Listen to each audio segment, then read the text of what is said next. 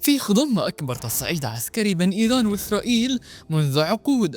سقط صاروخ في عمق الأراضي الإسرائيلية، لم تصدر القبة الحديدية أي اعتراض، ولم تفعل أنظمة الردع. هذه الحادثة التي فتحت بابا كبيرا من التساؤلات: هل هناك خلل في دفاعات إسرائيل الجوية؟ أم أن إيران بدأت تستخدم تكتيك جديد يكسر كل الحسابات ويغيرها؟ في هذا الفيديو لن نعتمد على عناوين نارية ولا تحليلات مرتعشة، سنحكي القصة كاملة ونسأل معكم في قصة وحكاية.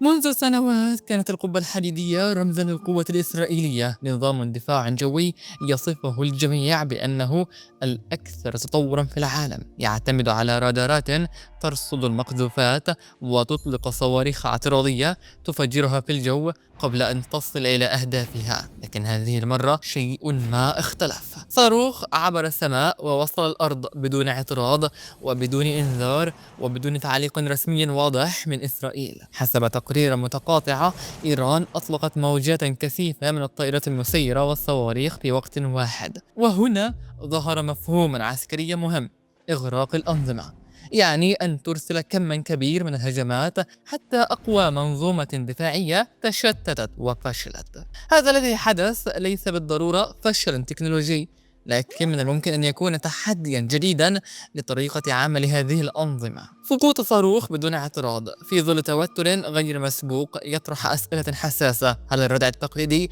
لم يعد كافياً؟ أم أن أنظمة الدفاع بحاجة إلى تطوير عاجل؟ وماذا لو تكررت هذه الحوادث؟ هل إسرائيل ستتجه إلى ضربة استباقية شاملة؟ هذه ليست فقط مسألة عسكرية، بل توازن إقليمي. هذا التصعيد بين إيران وإسرائيل يتمدد، ومخاوف دولية من الانزلاق لحرب إقليمية. لكن السؤال الأهم: إذا كانت الدفاعات الإسرائيلية من الممكن أن تخترق، فمن المتحكم الحقيقي في السماء، إيران أم إسرائيل؟ في النهاية فإن الحرب لا يجب على العدو أن يخترق كل دفاعاتك. أحيانا كل ما يحتاجه هي ضربة واحدة تصل لكي تزرع الشك في كل نظام. الصاروخ الذي لم يصد كان مجرد اختبار، لكن ما هو قادم سيكون اختبارات أخرى، أم أنها بداية لمراحل جديدة؟ تابعونا في قصة وحكاية، نتابع معكم كل ما هو مثير في الشرق الأوسط.